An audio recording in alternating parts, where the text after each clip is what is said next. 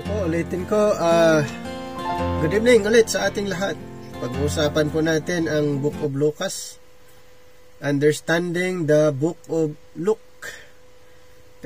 Nung kagabi, pinag-usapan natin yung Book of Mark. And then last week, pinag-usapan natin yung Book of Mateo. So, ang goal po natin ay mapag-aralan po natin lahat ng books sa Bible. So, dito po ay sa Book of Luke po tayo. Ano ba ang Book of Luke? So, ang book na ito ay nasa pangatlong book sa New Testament. Ayon sa canonicity. O, di ba ang unang book sa New Testament ay Mateo, at pangalawa ang Book of Mark, and then pangatlo ito pong Book of Luke. Since the contents of the synoptics are so similar, it will not be necessary to repeat the comments which were made on Matthew in considering Mark and Luke. So, balikan lang po natin saglit si Matthew po, ang kanyang presentation patungkol po sa ating Panginoon, na ang Panginoong Hesus ay King of the Jews. So, yun po ang kanyang presentation.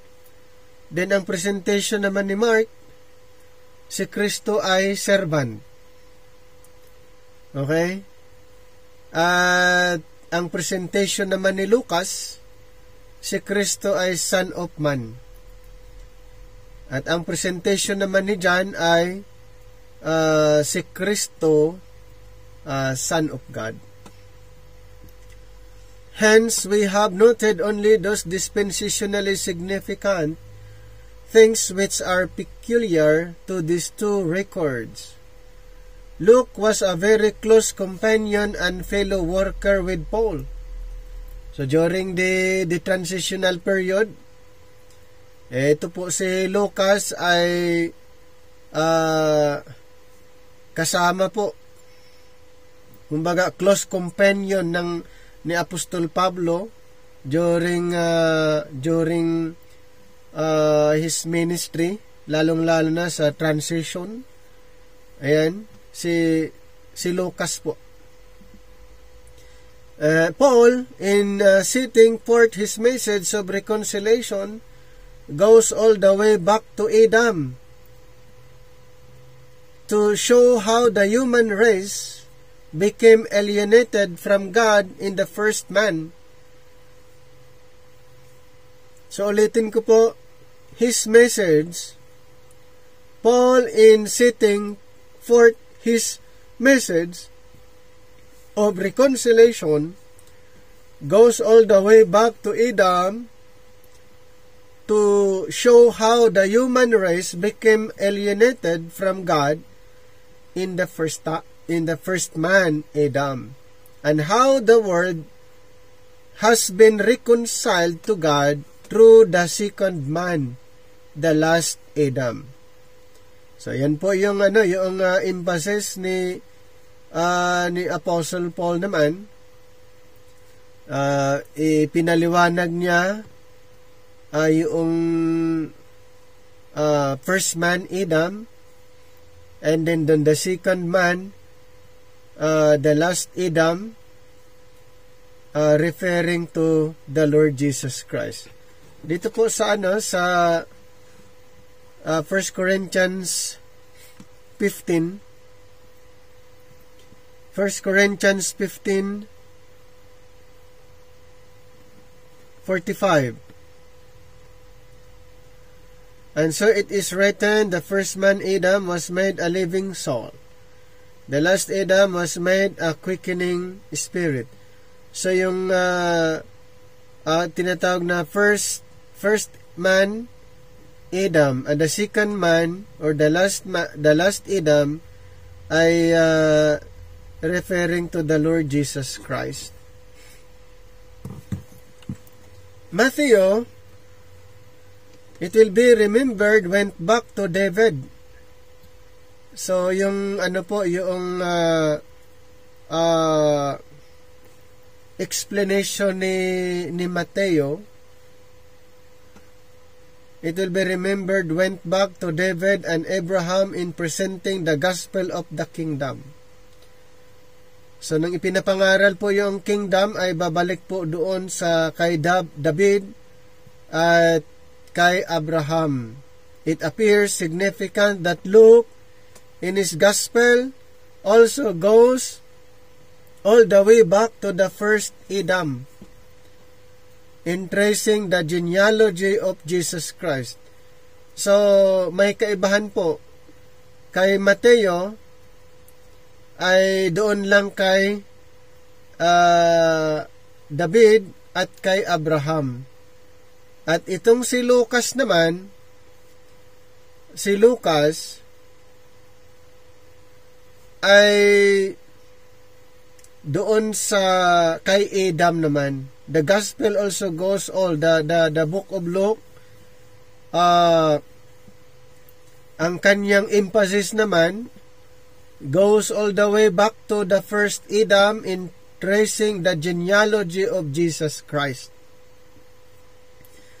This is not to say that the Gospel of Luke sets forth the message of reconciliation which Paul preached, but it does mean Luke lays foundation for Paul's message in proving Jesus Christ was an actual descendant of Adam, and that being truly one of the human race, he was qualified to do this work of reconciliation.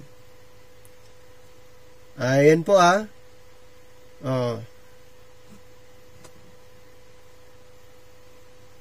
Kaya kung bakit na itong emphasis ni Lucas ay patungkol po kay Kristo bilang anak ng tao or son of man. So, Luke was the only Gentile writer of Scripture.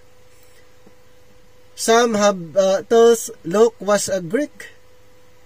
If he was the only Gentile writer of Scripture, his name may have been Greek, even as Paul's and Mark's names were, but his close acquaintance with things Jewish seems to indicate he too was Jewish. For example, the first chapter gives exact details of the courses of the Jewish priesthood in introducing Zacharias and Elizabeth, the parents of John the Baptist. Luke alone relates these details along with the angelic annunciation to Mary and the visit of Elizabeth with Mary doon sa Luke chapter 1, chapter 2. There are several important dispensational features in Luke's opening chapter. The first is Gabriel's word to Mary. He shall be great and shall be called the Son of the Highest. And the Lord God shall give unto him the throne of his father David, and he shall reign over the house of Jacob forever, and of his kingdom there shall be no end. In Luke chapter 1, 32 to 33. So, Yun yung sinasabi dito kay Gabriel to Mary. And this is one of the plainest statements in Scripture concerning the purpose of Christ's coming. He was born to sit on David's throne and to rule over the house of Jacob, or the house of Israel. So, this he has never yet done. David's throne has been unoccupied since the days of Zedekiah in 2 Chronicles 36 verse 11. So, ang Panginoon ay hindi pa naghahari, pero ito po yung sinasabi ng Angel Gabriel na ipinanganak. Itong Mesyas, at siya yung maghahari. At ang kanyang kaharian ay walang hangganan.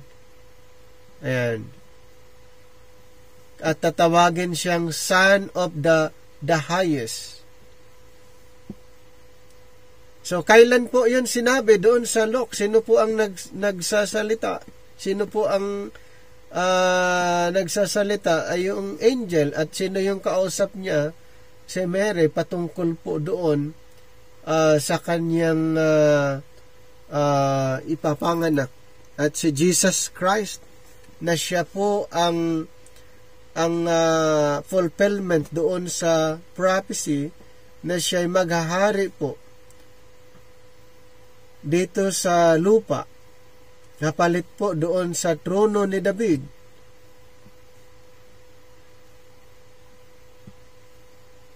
Its establishment was considered still future in Acts 15:16. So, future pa po ang establishment sa kingdom. Basahin lang po natin yung Acts 15:16. After this, I will return and will build again the tabernacle of David, which is fallen down, and I will build again the ruins thereof, and I will set it up. So, ito po ay future. Dahil nung dumating ang ating Panginoon, ay hindi po siya in-acknowledge or tinanggap, pinaniniwalaan. May ilan lang pong naniniwala sa ating Panginoon, yan pong tinatawag na little flock. Okay, yung mga tinatawag na little flock, basahin ko lang dito sa Luke 12:32. Chapter 12, verse 32. Fear not, little flock, for it is your Father's good pleasure to give you the kingdom. So may mga naniniwala sa ating Panginoon at sila po ang pinangakuhan ng kingdom. Yan. Instead na buong Israel ang paghaharian ng Panginoon, hindi na po buong Israel ang kanyang paghaharian, kundi yung mga remnant na lang, yung mga little flock. Sila lang po ang paghaharian ng ating Panginoon. Dapat ang buong Israel, kaso lang hindi siya tinanggap. In John chapter 1,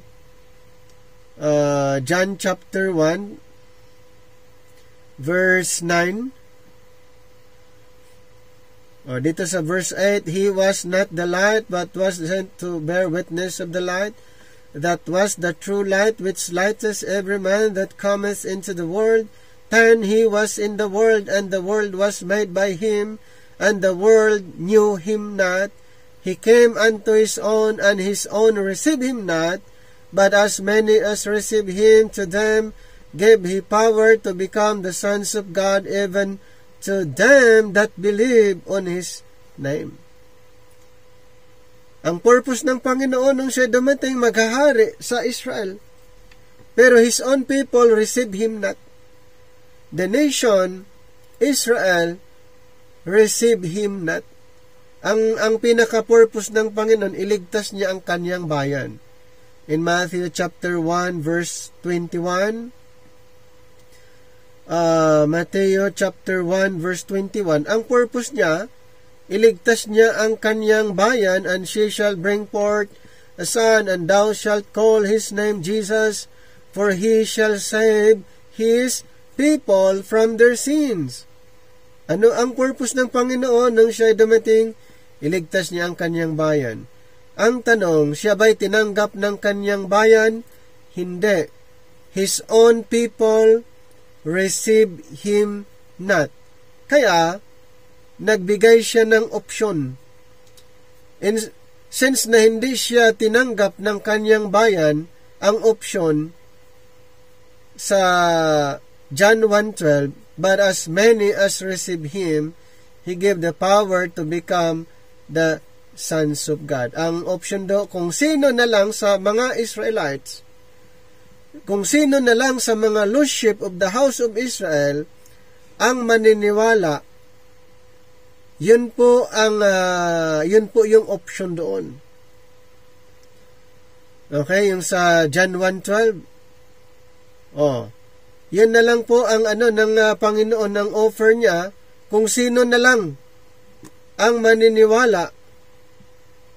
At yun nga po yung little flock. Kaya mayroon pong mga nanampalataya o believers during his ministry, may mga ilan mga naniniwala po sa kanya. Okay? Hindi po yun yung sa John 1:12, hindi po yun mga Gentiles na ito po ay na-misuse, hindi po tinignan yung context. Tandaan po natin, ang mga Gentiles ay nagiging part lang po sa heavenly program doon po sa time ni Apostle Paul. Pero dito po sa four books na tinatawag four gospels, ay ang mission nila ay nakafocus po sa bayang Israel. Kaya nung sinabi doon sa John 1:12, but as many as receive him, ito po ay referring lang din sa mga Israelites. Ito po ay inoffer ng Panginoon option sa mga Israel kung sino na lang ang maniwala sa kanila, at sila po yung tatawagin na anak ng Diyos, at sila po yung mga tinatawag na little flock during that time, during the earthly ministry of Jesus Christ. At ganun din po sa John chapter 10, verse 16, John chapter 10, verse 16, and other sheep I have which are not of this fold, them also I must bring, and they shall hear my voice, and there shall be one fold and one shepherd.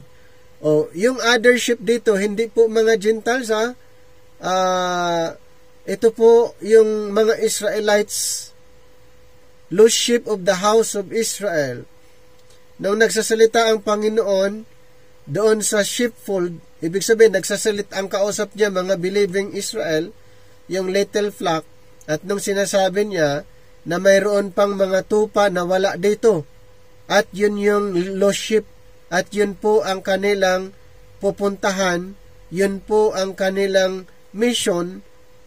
Nasabi niya, and other sheep I have which are not of this fold, them also I must bring, and they shall hear my voice, and there shall be one fold and one shepherd. So, since ang kanilang mission ay yung mga lost sheep, yun po ang kanilang pupuntahan, and then maibilang po sila.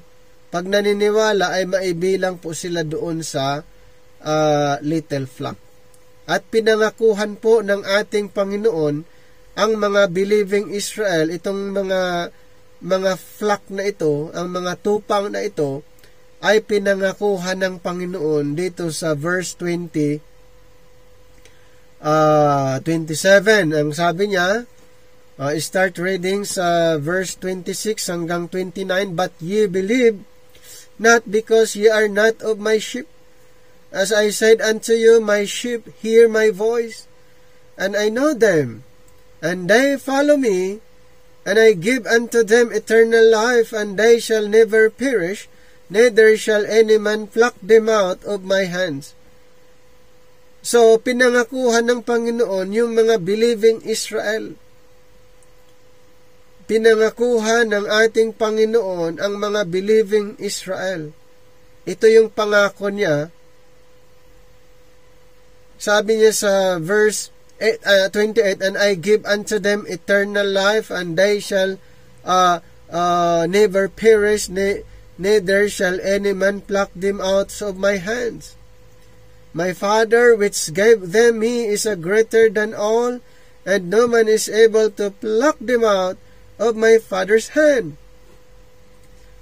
Pangako ng Panginoon sa mga believing Israel, doon po sa little flock. Hindi po ito church, the body of Christ, kasi ang verses na ito ay namisyos, inaangkin, na hindi naman sila yung audience, hindi naman church, the body of Christ ang audience sa verse na ito, kaya hindi po ito dapat gagamitin. Unang-una, ang context ay hindi po context under this present dispensation. Ang context na ito ay kingdom. Okay, ang context na ito ay under the kingdom program, at ang kausap ng ating Panginoon ay ang mga believing Israel, yung mga little flock, mga naniniwala sa Kanya that time. Okay? So, yan yung mission ng ating Panginoon. Yan yung mission ng ating Panginoon. Niligtas ang bayang Israel at paghaharian niya. So yung kanyang paghahari hindi pa po nangyayari, kaya siya po ay babalik for the second time at maghahari sa mga Israelites para matupad po ang prophecy, para matupad ang propesya.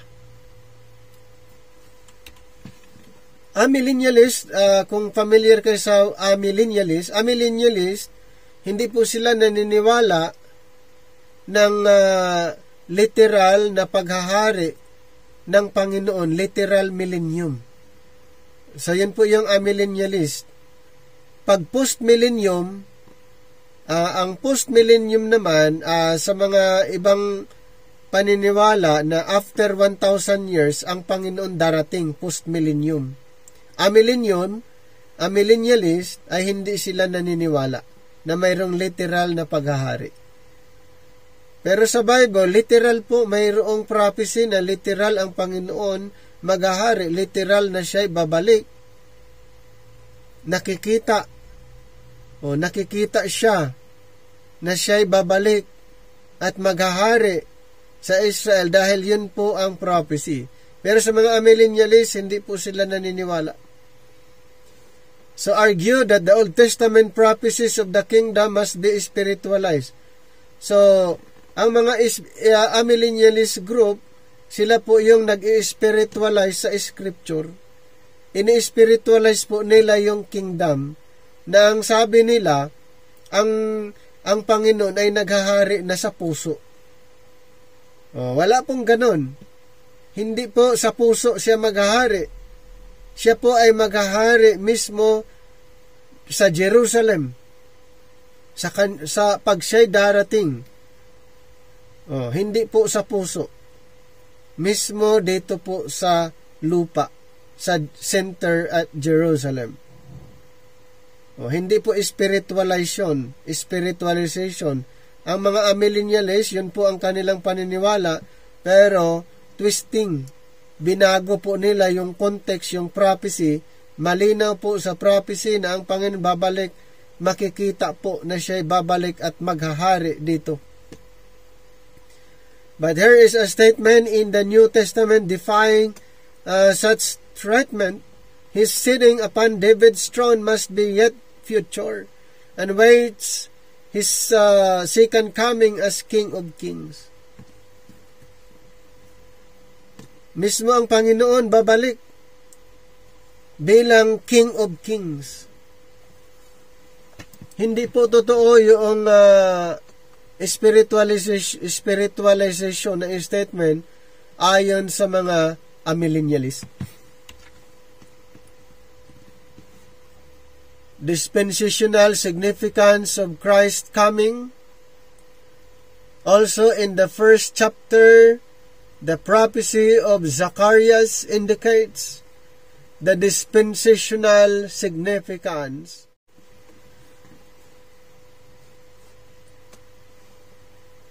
Also in the first chapter, the prophecy of Zacharias indicates the dispensational significance of Christ's coming.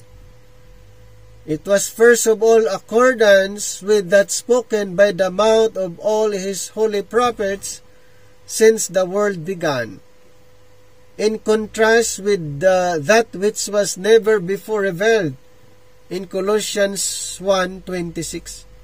So doon po sa Acts chapter 3 verse 21, Acts chapter 3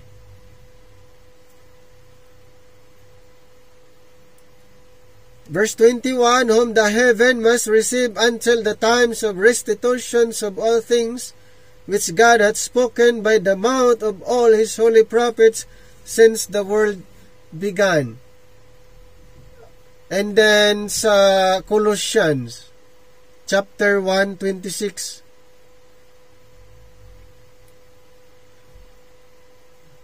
verse 26, even the mystery which hath been hid from ages and from generations, but now is made manifest to his saints.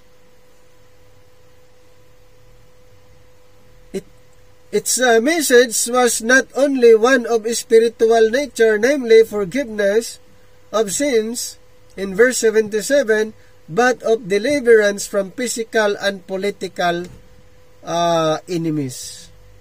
In Luke chapter 1, 71 to 75. So, yan po ang purpose ng ating Panginoon nung siya'y nagkatawang tao, nung siya'y dumating. The gospel of the grace of God contains no promise of physical or material or political blessings. Wala po doon sa dispensation of grace. Sa gospel of grace, wala pong promise ng physical, material, and political blessings. Under the kingdom program lang po. Na ang Panginoon, mayroon po siyang offer. Physical, material, and political blessings. Sinabi ng angel ni Gabriel doon sa Acts chapter 2 verse 14, Glory to God in the highest. In chapter 2, the shepherds hear the angelic host saying, Glory to God in the highest, and on earth peace, goodwill toward men. Here is another evidence that one of the purpose in Christ's coming was to bring peace on earth. So ang talagang purpose ng ating Panginoon sa kanyang pagpunta, to bring peace on earth. Ang tanong, kailan mangyayari na magkaroon ng peace, magkakaroon ng kapayapaan dito sa lupa? May kapayapaan ba nung siya'y dumating? Wala po. Pinapatay nga ni Herod yung mga bata 2 years old below. Walang peace. Magulo. Pero yung peace na sinasabi ng angel, actually, ito'y mangyayari kung siya'y maghahari nga po sa Jerusalem. Dahil ito po ay pangako. May sinasabi din sa Isaiah. Isaiah chapter 9. Isaiah chapter 9 verse 6. 6 to 7. For unto us a child is born, unto us a son is given, and the government shall be upon his shoulder, and his name shall be called Wonderful Counselor, the Mighty God, the Everlasting Father, the Prince of Peace.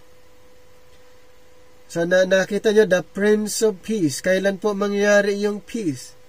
Pag siya po ay maghahari. Ayan. So Christ's coming was to bring peace on earth. Since the gospel has never brought peace to earth, there must be a reason why it has not. We have only to look at chapter 12. Luke chapter 12. Chapter 12 and verse 49.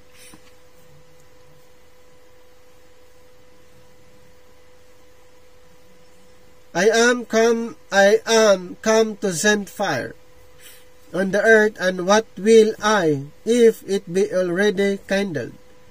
But I have a baptism to be baptized with, and how am I strengthened till it be accomplished? Suppose ye that I am come to give peace on earth. I tell you, nay, but rather division. So kung titignan natin yung verse 51 ay parang contradict doon sa sinabi ng angel sa verse 14 chapter 2, na sabi ng angel, glory to God in the highest, and on earth peace, goodwill toward man. Pero dito sa verse 51 ng Luke 12, sabi ng Panginoon, I am come to give, sabi niya, suppose ye that I am come to give peace on earth? I tell you, no. Sabi niya, no. But rather division. O, diba? Yun yung content ng sinasabi niya.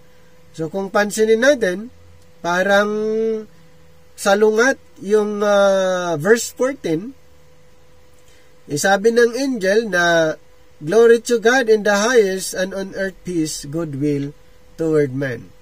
Nung sinabi ng angel. Actually, yung sinabi ng angel ay yung mangyayari sa millennium. Kung maghahari na ang Panginoon, doon na po maranasan yung peace. Ngayon, nung sinabi ni Kristo na hindi, I am come to give peace on earth, no, I tell you no, but rather division. So, yun po yung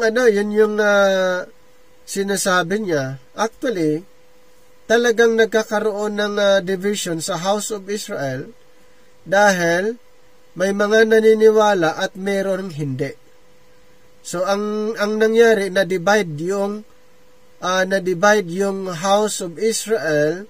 May mga naniniwala sa kanya, yung little flock, at mayroon ding hindi naniniwala sa kanya, yung mga lost sheep. So, divided sila, kaya mayroong tinatawag na remnant. Pero, pagdating sa millennium, yung sinabi ng angel, ang mga believing Israel, sila po ay makakaranas ng peace. Yun po ang mensahe ng angel pag ang Panginoon ay maghahari. Kaya sabi niya doon sa verse na binasa natin, I tell you, nay, but rather division, someday that following prayer will be answered. They will be done on earth as it is in heaven, until Christ returns and is acknowledged by Israel. However, this earth will know no lasting peace. Ayan. Closely connected with the above truths in the word of Simeon to Mary in chapter 2, 34. Behold, this child is set forth the falling and the rising of many in Israel. He did not mean as the authorized version reads, the fall and rising of the same ones, but the fall of some and the rising of others. Paul speaks of the fall of Israel in Romans 11:11-12. Dito po sa Romans 11:11,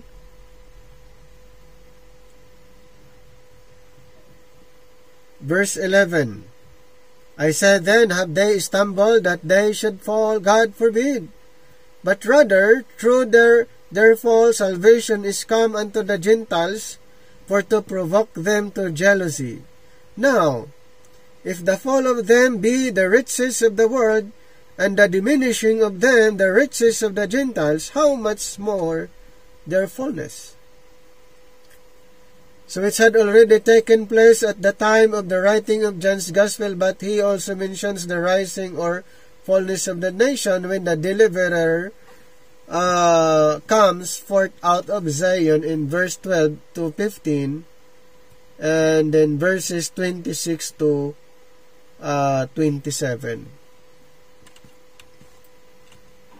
So the acceptable year of the Lord. Alright, the acceptable year of the Lord. A very distinct dispensational touch occurs in chapter 4, 16-21, the book of Luke, where Jesus in the synagogue at Nazareth reads from Isaiah 61. So yung binasa ni Jesus Christ ay yung Isaiah 61. Punta lang tayo sa Lucas muna, chapter 4. Luke chapter 4, 16 to 21. And he came to Nazareth, where he had been brought up. And as his custom was, he went into the synagogue on the Sabbath day, and stood up for to read. 17, and there was delivered unto him the book of the prophet Isaiah. And when he had opened the book, he found the place where it was written. Verse 18, the Spirit of the Lord is upon me. So ayon kay kay Jesus Christ, sabi niya, the Spirit of the Lord is upon me, because He hath anointed me to preach the gospel to the poor. He hath sent me to heal the brokenhearted, to preach deliverance to the captives, and recovering of sight to the blind, to set at liberty them that are bruised. 19, to preach the acceptable year of the Lord. And he closed the book, and he gave it again to the minister, and sat down, and the eyes of all them that were in the synagogue were fastened on him. 21, and he began to say unto them, this day is this scripture fulfilled in your ears. Anong binasa ng ating Panginoon? At sinabi niya na sa this day is the scripture fulfilled in your ears. Ito po ay patungkol sa ating Panginoon, His first ministry. Bakit niya klinos? Hindi natapos. Tapos bigla niyang klinos.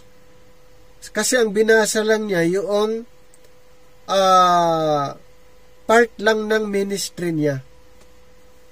Hindi niya binasa yung sa vengeance. Hindi niya binasa yung sa mangyayari sa tribulation. Yung binasa lang niya yung kanyang mission lang dito sa earth. Kaya sabi niya, this day is the scripture fulfilled in your ears. Klinos niya ito, hindi natapos niyang binasa. And then, umupo siya. And he closed the book, And he gave it again to the minister and sat down. And the eyes of all them that were in the synagogue, na ano sila nagtaka sila. So, yung binabasa ni Jesus Christ ay ang nasa Isaiah 61. Okay, 61 verse 1 and 2. Pero yung verse 1, Isaiah 61 verse 1, The Spirit of the Lord God is upon me, because the Lord hath anointed me to preach good tidings unto the meek. He hath sent me to bind up the brokenhearted, to proclaim liberty to the captives, and the opening of the prisons to them that are bound. Yun yung binasa niya, yung Isaiah 61. Then yung verse 2, to proclaim the acceptable year of the Lord and the day of vengeance of God, to comfort all the mourn. So yung binasa lang niya, yung ministry lang niya, hindi na yung day of wrath, yung sa tribulation, yung kanyang mission lang. So Isaiah 61 concerning the acceptable year of the Lord, and then close. Yun lang, close. Closes the book in the middle of the sentence. Hindi natapos kasi in the middle of the sentence close na niya yung book. So the emphasis of the first part of the sentence, the acceptable year of the Lord. The acceptable year of the Lord was the subject of His first coming. Ano daw? Ano daw reason kung bakit niya hindi tinapos binasa, klinos niya in the middle of the sentence? Dahil ito po yung acceptable year of the Lord, ito po yung subject of His first coming. While the emphasis of the second part of the sentence, the day of vengeance. Kaya, klinos niya. Kasi hindi yun yung, hindi part yun sa kanyang mission, yung day of vengeance, nung siya'y nandirito. Kaya, ang reason doon kung bakit niya klinos, dahil yun lang po yung kanyang mission, ang dapat niyang tapusin. His first coming, the emphasis of yun yung the acceptable year of the Lord, the subject of His first coming, and then the emphasis of the second part of the sentence, the day of vengeance of our God, will be the subject of His second coming. Yes. Kaya klinos niya dahil yung isang part ay subject of His second coming. So Christ here practiced the principle of rightly dividing. Di ba si Jesus Christ ay nag-rightly divide na siya. Hindi niya binasa lahat para maihalo, kasi maihahalo yun eh. Maihahalo yun yung the day of the Lord and the acceptable year of the Lord, at saka the day of vengeance. Kaya huminto siya doon sa middle ng first sentence dahil yun lang po ang subject ng kanyang first coming. And then yung next part, the day of vengeance, ay subject na po yan ng kanyang second coming. Ibig sabihin,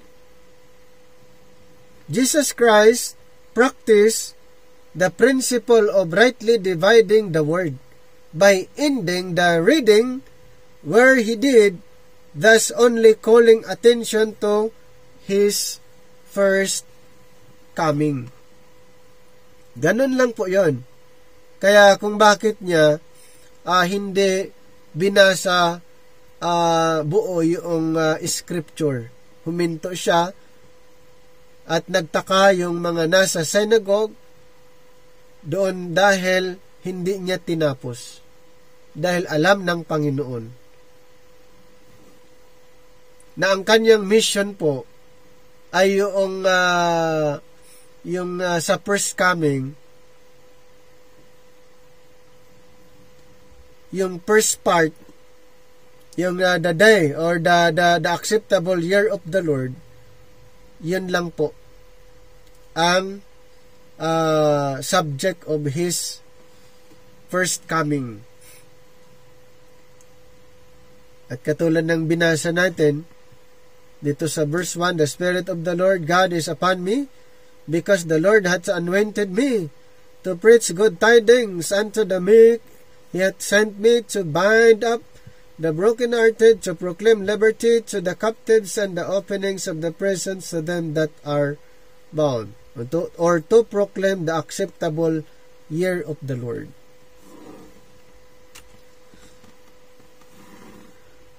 Now, chapter 9, Luke 9:6 or Isaiah 9:6. Yung binasa natin, okay? Binasa natin doon sa Isaiah 9:6 and then sa Luke. So, Jesus sent His disciples forth preaching the gospel. So, ito po, dito tayo sa Luke 9:6. Jesus sent His disciples forth preaching the gospel. And then several years later, in the chapter 18, 31 to 34, dito po tayo balik tayo sa Lucas. So, binasa na natin yung sa Isaiah kanina 9:6. Ngayon po, basahin din naman natin ang Luke chapter 9, verse 6. And they departed and went through the towns preaching the gospel and healing everywhere. Ayan. Preaching the gospel and healing everywhere. So, sa chapter 18, (31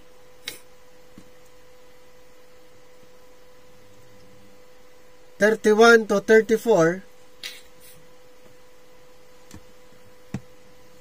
then He took unto Him the 12 and said unto them, Behold, we go up to Jerusalem, and all things that are written by the prophets concerning the Son of Man shall be accomplished. For He shall be delivered unto the Gentiles, and shall be mocked, and spitefully entreated and spitted on. 33. And they shall scourge Him and put Him to death, and the third day He shall rise again. 34. And they understood none of these things, and this saying was hid from them, neither knew they the things which were spoken. Naunawaan ba ng mga apostles, disciples, yung sinabi ng Panginoon patungkol po sa Kanya, kung anong mangyayari sa Kanya doon sa Jerusalem? Hindi po nila naunawaan dito sa 34, and they understood none of these things, and this saying was hid from them, neither knew they the things which were spoken. He told these same disciples, di ba parehas lang din, mga disciple, nung sa chapter 9, sila lang din ang kausap ng Panginoon. Sa chapter 18, sila lang din. He told the same disciples about His impending death and resurrection, but strangely enough we read, and they understood none of these things. Naunawaan ba ng mga apostles? Hindi. And the saying was hid from them, neither knew they the things which were spoken. How could they preach the gospel without even knowing that Christ was to die and rise again? Kaya pala, itong mga apostles, hindi sila nangangaral patungkol po doon sa death, burial, and resurrection ng ating Panginoon, dahil unang-una sa time na ito ay hindi nila naunawaan. So papaano? How could they preach the gospel without even knowing that Christ was to die and rise again. No man could preach the gospel today and be ignorant of these facts, for Paul says the gospel is that Christ died for our sins and rose again the third day. Yung mga apostles ay naunawaan natin na hindi talaga nila naunawaan. Papaano ngayon? Papaano? No man could preach the gospel today and be ignorant. Yung sinasabi ni Pablo, the gospel is that Christ died for our sins and rose again the third day. In 1 Corinthians chapter 15 verses 1 to 4. Apparently, it was possible to preach what was called the gospel while Christ was on earth without once referring to Christ's death. This fact serves to show the difference between the kingdom gospel message and the grace gospel message which God has revealed for today. Kaya mayroon pong dapat nating i-consider na mayroong gospel of the kingdom, mayroong gospel of grace. Ang gospel of the kingdom ay hindi kasamang ipinapangaral doon yung cross. Ang gospel of the kingdom, hindi po ipinapangaral ang message of the cross, Christ's death, burial, and resurrection. Kaya, ano ang gospel ang dapat ma-emphasize? Ano dapat ang gospel na dapat ma-share ngayon? Grace gospel. Hindi po kingdom gospel. Kingdom gospel, yun po ang gospel na ipinapangaral ng mga apostol. Mga 12 apostol. At si Apostol Pablo naman, ang kanyang ipinapangaral ay ang grace gospel. Ngayon, alin doon sa dalawa ang pipiliin mo? Kingdom gospel or grace gospel? Sa kingdom gospel, nandoon po yung mga healings, signs and wonders, miracles, raising the dead, cast out the devils, speak new tongues, etc. Yun po yung content doon. Kaya pag kingdom ang ipapangaral mo, sigurado po ay magka-cast out ka ng mga demonyo. Magpapagaling ka ngayon ng may sakit. Buhayin mo ngayon yung mga patay. At kung may leprosy, pagalingin mo. And then mangbautismo sa tubig. At mga milagro. At marami pa. Ang tanong, marami bang mga preachers na nagawa nila yon, binuhay yung patay? O yung kung may sakit pag nilay hands ay gumaling agad? Yun yung gospel sa kingdom Yun yung gospel, yun yung content doon Mga milagro.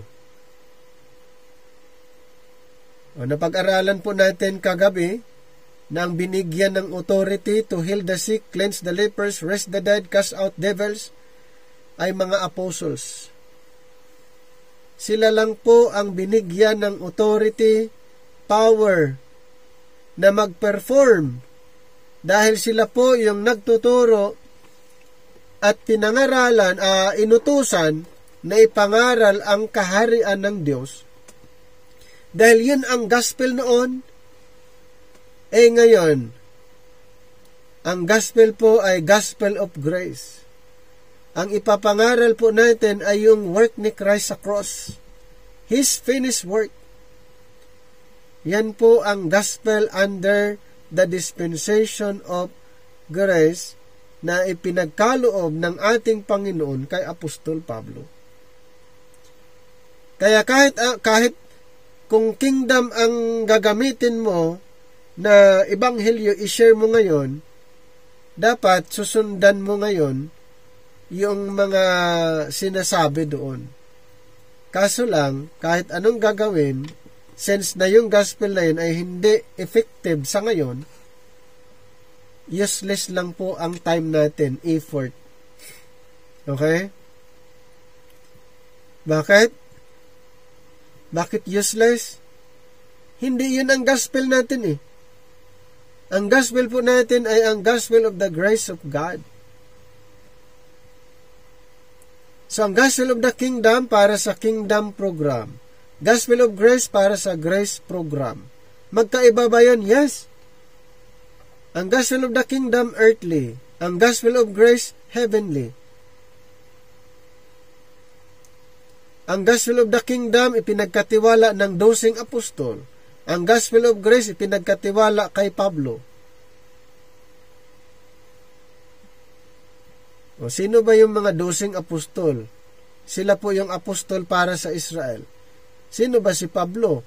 Apostol para sa mga hintel. O mamili ka ngayon. Kung gusto mo yung gospel of the kingdom, sundan mo yung mga 12 apostol, gagawin mo yon, mag-perform ka ng mga milagro, buhayin mo yung patay, pagalingin mo yung may sakit, mag-perform ka ng, mag-cast out ka ng mga demonyo, at ikaw ay mangbautismo at magsalita ng bagong lingwahe. Yun po yung sa kingdom. Okay? Ang grace po, ang grace sa gospel ay hindi po ganon. Ang ating ipapangaral kung ano yung ginawa ni Kristo sa atin. Ano yung ginawa niya sa cross para sa atin. Ano yung kanyang tinapos doon sa cross para sa atin. Yun ang ating paniniwalaan. The gospel of the grace of God, yan po ang ebanghelyo para sa ngayon. So the little flock, na-mention natin, in Luke 12:31-33, Jesus refers to his disciples as the little flock and says, "It is the Father's good pleasure to give you the kingdom." The rulers of the existing nation of Israel were doomed to be overthrown because of their rejection of the Messiah. But the Messiah's disciples were to form the nucleus of the new nation to whom the kingdom would be given. In another place, Jesus said, "The kingdom of God shall be taken from you and given to a nation, bringing forth the fruits thereof." In Matthew 21:43, the little flock was that nation. Supposed to be ang kaharian ay nandun sa mga religious group, religious leaders as a whole, pero sinabi ng Panginoon ay yung kingdom na yon shall be taken from you, sabi niya, and given to a nation. So, galing sa kanila, sa mga lordship, sa mga religious group, at ibibigay ngayon doon sa little flock. Okay? Given to a nation, bringing forth the fruits thereof. Ang tawag ay the little flock. Matthew 21:43. Mateo 21:43. Therefore say I unto you, the kingdom of God shall be taken from you and given to a nation, bringing forth the fruits thereof. So sabi niya, sabi ng Panginoon, the kingdom of God shall be taken from you. Ito po yung mga religious leaders, mga unbelieving Jews or mga lordship. And then, sabi niya, shall be taken from you and given to a nation, the little flock. Kaya nga doon sa Luke 12:32, sabi niya, "Fear not, little flock, for it is good, Father's good pleasure to give you the kingdom. So sa kanila na po, kaya ang Panginoon, maghahari na siya doon lang sa mga remnant. Doon lang sa mga remnant, hindi na as a whole. Ibibigay na lang doon sa remnant at doon siya maghahari. The body of Christ is never called a nation. Yes? Hindi tayo, ang body of Christ hindi po kasama doon sa nation. The body of Christ is never called a nation, and surely the kingdom, the earthly millennial one, has never been given to us. Neither has the program of the kingdom been given to us. Sell that ye have and give alms, having all things in common in Acts 4:32, is contrary to God's instruction for today. Ayan, ito po ay contrary sa instruction ng Panginoon sa ngayon na sell your possession and then give alms, all things in common. So, contrary po yan sa sinabi ni Apostle Paul. Bakit? Paul plainly tells us to work unto it. Kaya sabi niya, no work, no eat. Work unto it our own bread. In 2 Thessalonians 3:12, and if any provide not for his own, he is worse than an infidel. In 1 Timothy 5:8. Kaya, yung instruction ng Panginoon sa kingdom ay contrary po dito sa instruction under grace. Kung pag-uusapan po yan regarding sa work. So the parable of the barren fig tree in chapter 13, 6-9 clearly teaches that Israel was not cast aside at the cross. Jesus said, "Behold, these 3 years I come seeking fruit on this fig tree and found none. Cut it down. Why cumbereth it the ground?" These were the 3 years of his ministry. So referring this ministry, but the vine dresser said, "Lord, let it alone this year also, till I shall dig about it, and dung it. And if it bear fruits, well, and if not, then after that thou shalt cut it down." So yun po yung doon. Actually, yung 3 years dyan is representing the 3 years ministry of Christ. Then another year, yun pong represent the doon sa Day of Pentecost. Doon after His resurrection, ay inoffer ulit niya. Kaya after that, refers to Pentecost naman yung isa. And a period thereafter. So this parable proves God did not cast Israel aside and begin a new thing, namely the body of Christ. Hindi agad, kasi sa Pentecost sila pa rin. The setting aside and the new beginning came with Paul, the apostle of the Gentiles, later on na lang. Pero sa kanila, inoffer ulit. Okay, inoffer ulit sa kanila yung program, and then later on, huminto. Nag-stop yung kanilang programa nung inirebuild ng ating Panginoon yung bagong programa kay Apostol Pablo. So the kingdom of God, Luke records a number of parables not mentioned by the other gospel writers. Some teach practical and spiritual truths, while others are dispensational in character, such as the one in chapter 19. This parable was spoken because Jesus was near to Jerusalem, and because his disciples thought that kingdom of God should immediately appear. And earlier in chapter 17, 20-21, Jesus had answered the question of when the kingdom of God should come, and he had said, "The kingdom of God cometh not with observation, neither shall they say, Lo here, or Lo there. For behold, the kingdom of God is within you," more literally, in your midst. It could be said that the kingdom of God was then in their midst because the king was in their midst. So the burden of the preaching at that time was the kingdom of heaven is at hand, Matthew 10:7, but the kingdom was not yet established. Our present parable teaches clearly that before that event could occur, the king would have to go away into the far country. There too receive the kingdom and then return to establish it.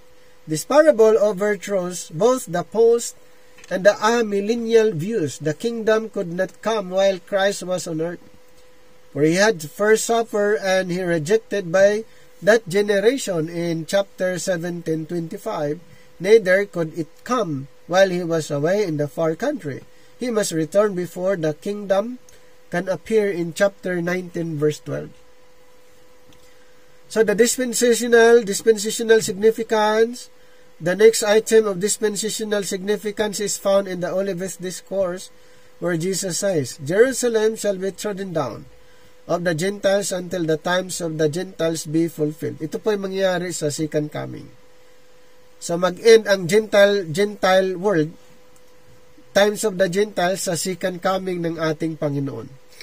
These times of Gentile domination over Israel began with the Babylon.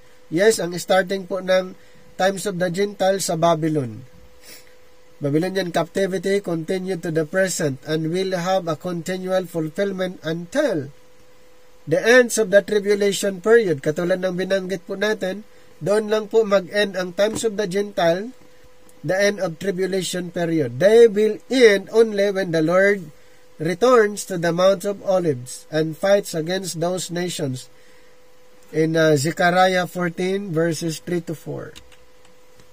Finally, there's a statement of Christ in chapter 22 verse 35-36 which plainly illustrates one of the basic principles of dispensationalism. God's program does go through a series of changes.